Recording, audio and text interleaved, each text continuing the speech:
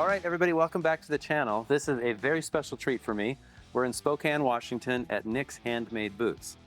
These are all made in the US, handmade here in Spokane in the great state of Washington, other side of the state from where I live. So we're gonna take a look at leather tool bags. And of course, we're gonna do a factory tour on where the boots are made, how they're made, all that good stuff. So.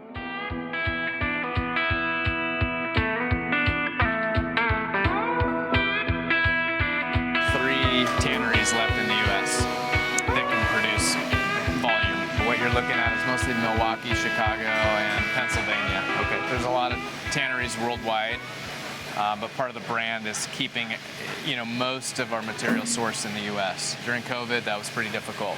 Their labor was gone. You're bringing in, by the square foot, and we'll consume through, looks like a lot of leather, but we can consume through this pretty quickly. So we got leather coming in, all the time. Like how quickly will you go, if this was all you had? Yeah. It's probably 2 weeks. 2 weeks, okay. 2 weeks is my guess, yeah. And what quantity of boots in round numbers? We're doing about 65 pair a day. Okay. Yeah. Go over here and we'll see them cut. So how many colors total? Not too long ago, there was like 3. Yeah. Or 4. We've got probably 30 different options now. Oh, I'm on the fence. I always look at the boots. I love black. Yeah. But I'm so partial to the brown too. Yeah, But I can't have every one of my boots be the same color brown. That's right, that's right. Yeah. Is that a difficult thing to source the leather in a different color?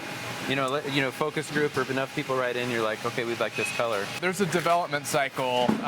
So anything that says 1964 on it, that was the year we were founded. That is a recipe that we developed over about 2.5 years.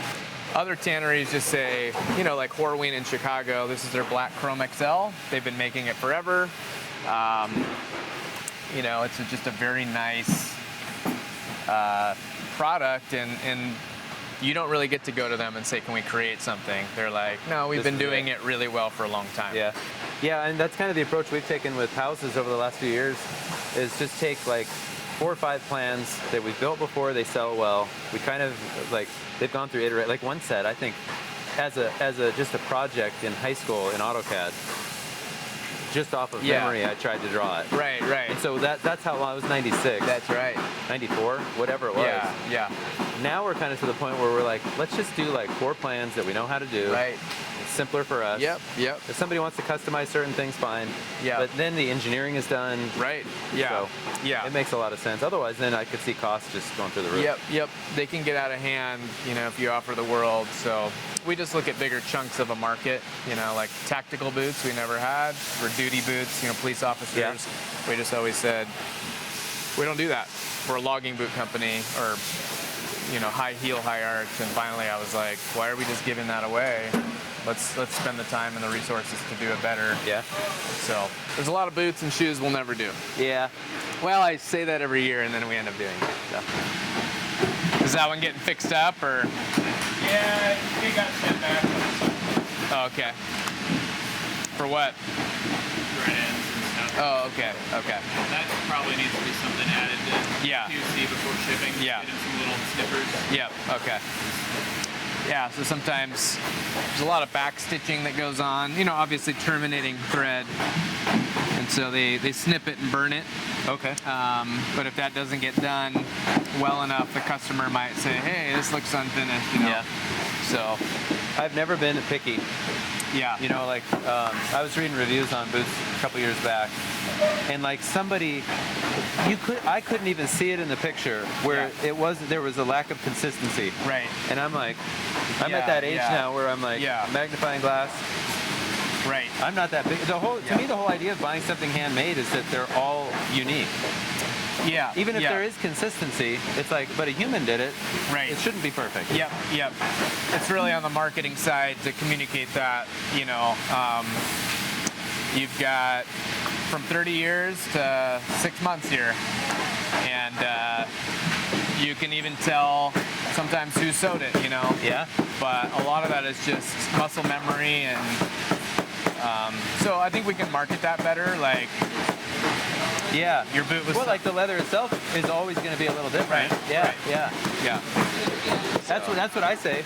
Yeah. Like, all of the mistakes I put into my framing jobs, that just makes it very unique. Right.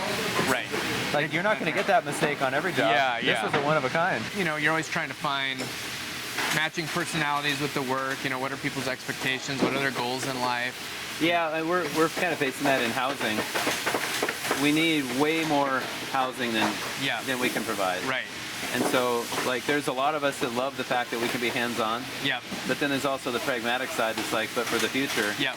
And where are the people, like when I was younger, all kinds of people went into the trade. Right. That's harder now. Right. You kind of have to just, to me, they're all part of the solution. That's right. Yeah. So how do you create actually a work environment and a culture that's attractive, maybe more so than the work, you know? Yeah. To where people are like, well, the work's there, but I actually like coming to work and I feel respected and the company cares about me. That's a bigger piece, you know, that's as important as the actual skill in many regards. Point right so that we don't get any brush marks like, hey, this is where he started, this is where he finished. I'll get out of the picture here. So then we go around the heel. We get that all covered.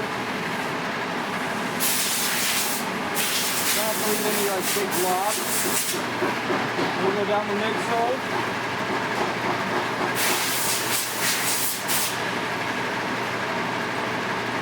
And then the back of the heel. From there, we hit it on the wheel with the heel all the way to the toe and around.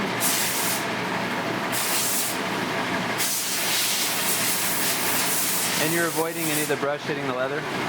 Pretty much, yeah. Okay.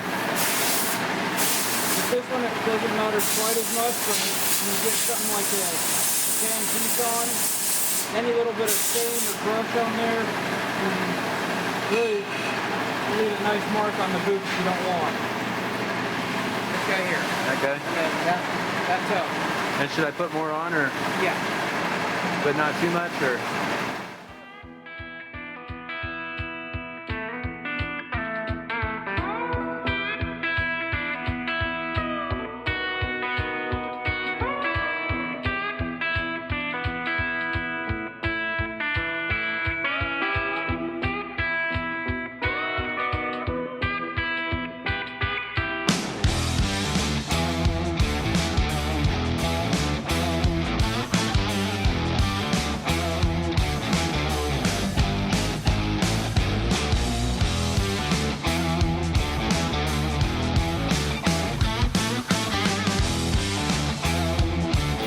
So we talked about like leather yield, you know, on boots. We're cutting from the top 2/3, and we got to thinking like, what could we do with the bottom third? I mean, this is a mountain of bellies back here, That and is good they B-roll.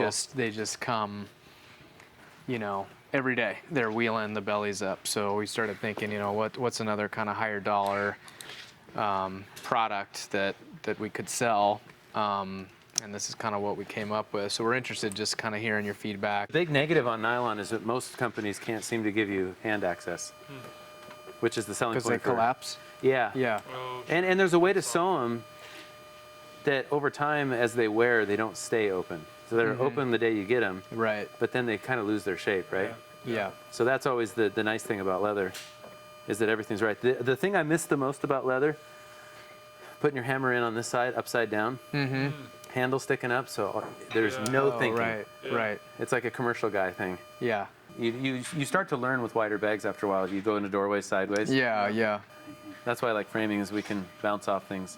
Yeah. Finish work, you got to be a little bit better. But Right. if something like that was with like the metal clasp just clipped on. Yeah. Yeah. Well, and even having a hammer here, like there are times when it's nice, but then times that if you're squatting and it starts to, you know, Yep. pushes up, fall out, and yeah. It's 6 pounds. Really? I wonder if I have that old set of Acrobus. I should weigh them, because they were. This does not feel like his felt. Either that, or I'm getting a lot stronger. Probably the latter. Thank you. The bags are nice because they're just simple. Keep it simple. Maybe modular. You know, some version of that, but Yeah. I think the bags are pretty much there. Yeah.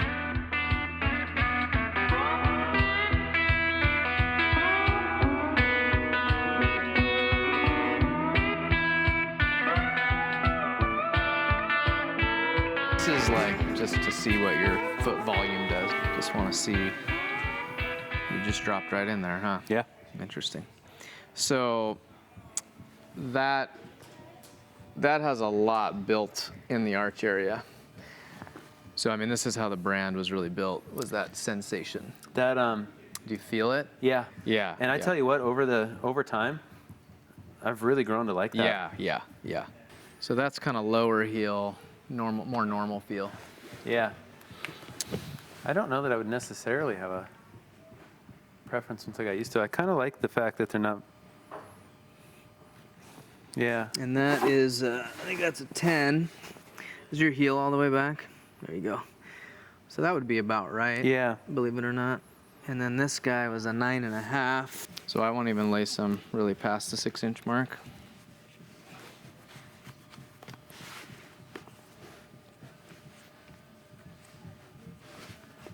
Which one naturally feels better? This one. Does it? Yeah.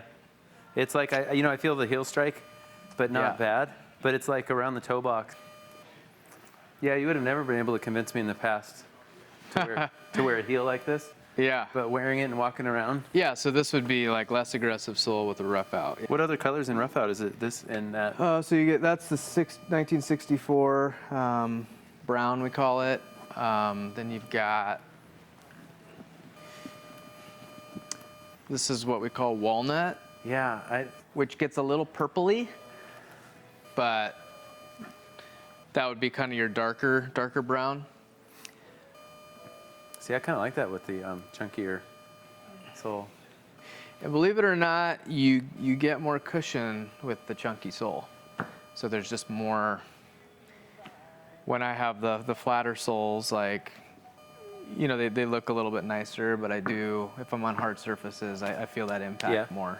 Kind of round like this, and then you put them on and you're like, I may or may not be thinking about it. Yeah. Which is weird because it's heavy, it's got a big chunky heel, but, you know, all the nerves in your feet are adjusting, you know, within a couple minutes. They're like, okay, there's something different on here. But walking around, that's why we have people walk around for a few minutes, because initially it's like, oh, this is, and it's like, get your mind off it, look around, and then you check in with them and they're like, this is weird. It actually feels like it feels pretty good. All right, everybody. Hope you enjoyed that video. Big thanks to Nix for bringing Nikki and I out. We came from Western Washington to Spokane, Washington, where Nix are handmade. So it's not just handmade in the U.S., they're handmade in Washington State. Now, I'm going to work with Nix on a boot that's really more for framers. We are huge fans of wedge sole boots, but they tend to be a little slippery when we're in the mud. So stay tuned for the collaboration, because we're working on a special sole along with a boot like this. This is a safety toe, and this is called Rough Out the leather. So that's the Rough Out. Normally leather is put smooth side out, but we're gonna go Rough Out because it just gives it some texture, and it's just pure cool if you ask me. The irony to me, or maybe irony is the wrong word, the similarity to me between framing and the handmade boots, everything that we're doing behind me, we are doing by hand. It's true that we use pneumatic nailers, we use power saws, but every stick of lumber is handled by hand. Every nail is driven through that nailer in a hand, right? Pretty much the same thing with the boots. Some machines are used, just like in framing, but mostly this is handmade, meaning that it's all slightly unique. Very cool, super cool. So stay tuned. We're gonna do future videos on that as we work on the collaboration. And don't forget to check out the descriptions below. We've got links to everything there. Because between now and the time that we actually have a boot, we're gonna do a giveaway in the future. Between now and then, Nix does run sales like Memorial Day, Father's Day, whatever it is. So just go to Nix Handmade Boots. You can find out more about the sales. Also check out, they have leather tool bags. Very simple. They're keeping it very simple. Timmy's a big fan of simple. So the tool bags are simple, right? I think that is it for now. So stay tuned for future videos. I'll keep you in the loop about Nix Handmade Boots. I think you should just take another look at this boot. That is just a thing of beauty. Did I mention safety toe? I think I did. It's beautiful.